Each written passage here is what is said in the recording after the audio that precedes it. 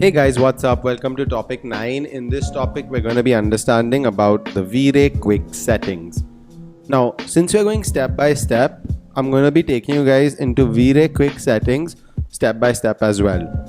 I'm going to be actually taking out a couple of different materials which are quite distinctive from each other, like wood, metal, and maybe glass. And I'm going to be explaining to you guys how these different settings can be easily created in the Quick Settings.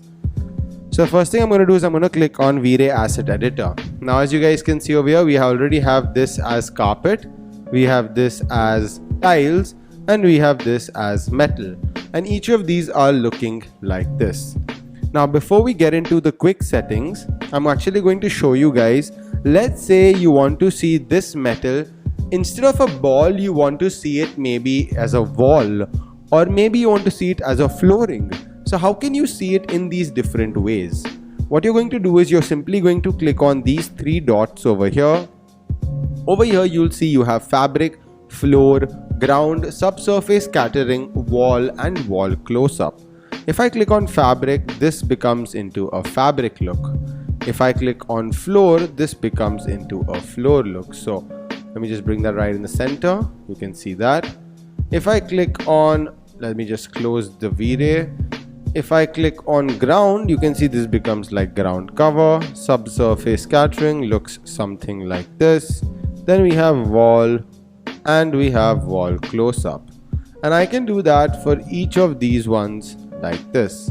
This is fabric, this is floor, this is subsurface scattering, this is ground, this is wall, and this is wall close-up.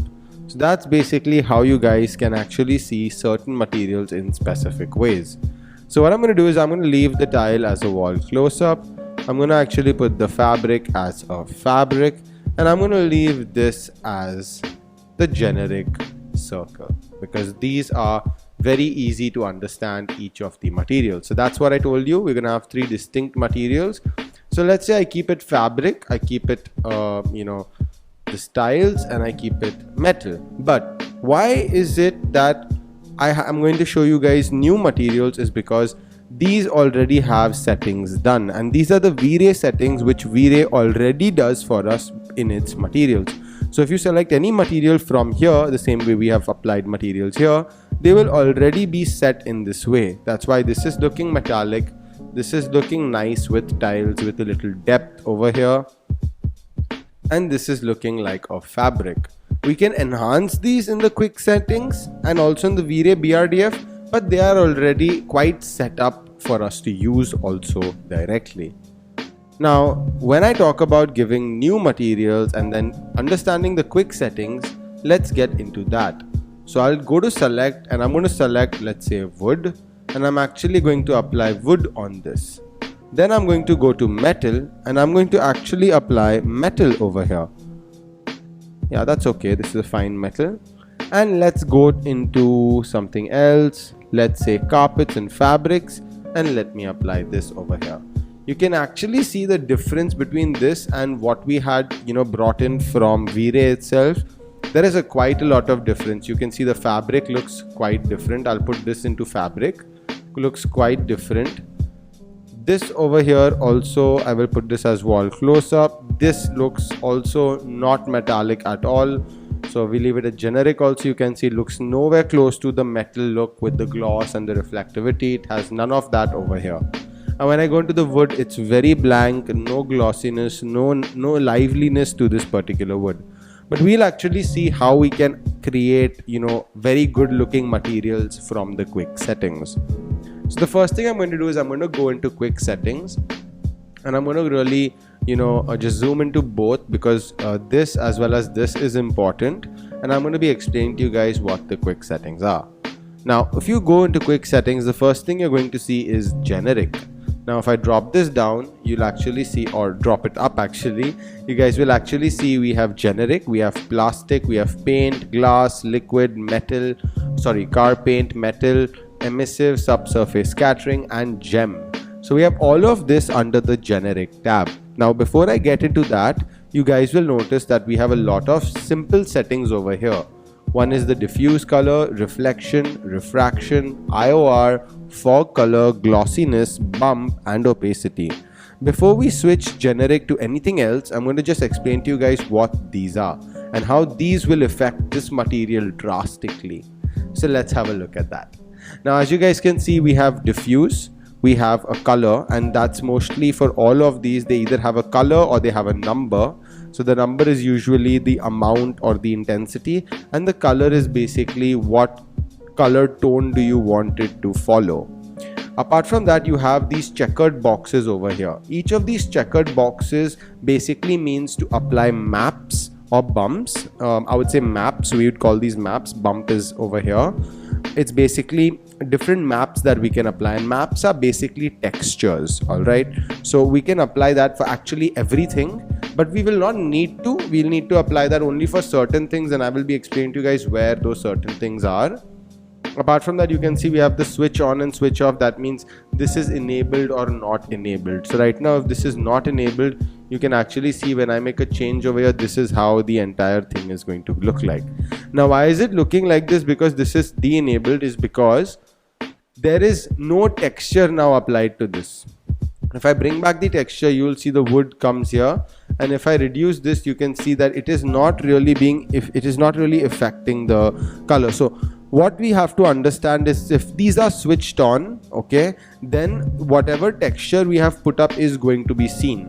So let me just click on this, and you can actually see it's bitmap, and it's this wood texture that we have actually put up over here. What if I simply go here and I go into none? So if I add none and I go back over here, you can actually see this becomes completely white, and we can control this color the way we want it to be controlled. Okay, so I've completely eradicated the wooden look from here.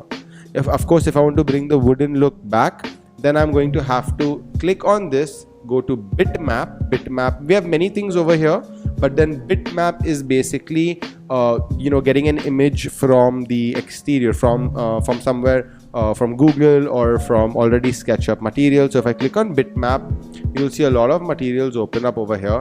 What I'm going to do is I'm actually going to put these as large icons so we can actually see these different materials, and these are just some of the materials that I have in my library. Okay, so we had a wood, so let me apply something different like this kind of a texture.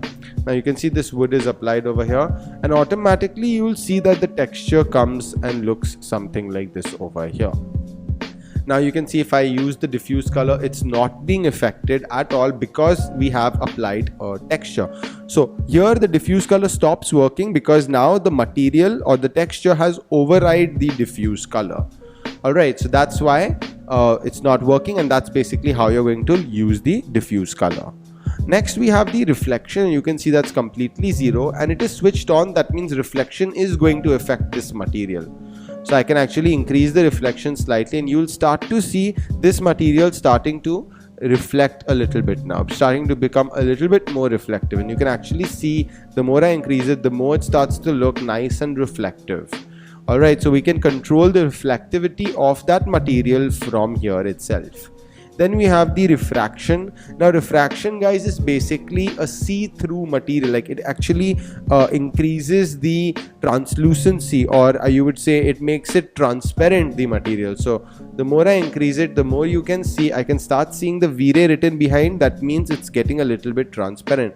And if I increase this completely, you can see the texture gets completely overridden and it becomes just like a glass. Okay, and then how much ever we try to increase or decrease the reflectivity, it is only going to affect it, but it is going to yet look like a complete see-through glass. And the more I reduce it, the more it becomes opaque and it becomes completely something like this, back solid when we reduce the refraction. So refraction basically intensifies the transparency in the material.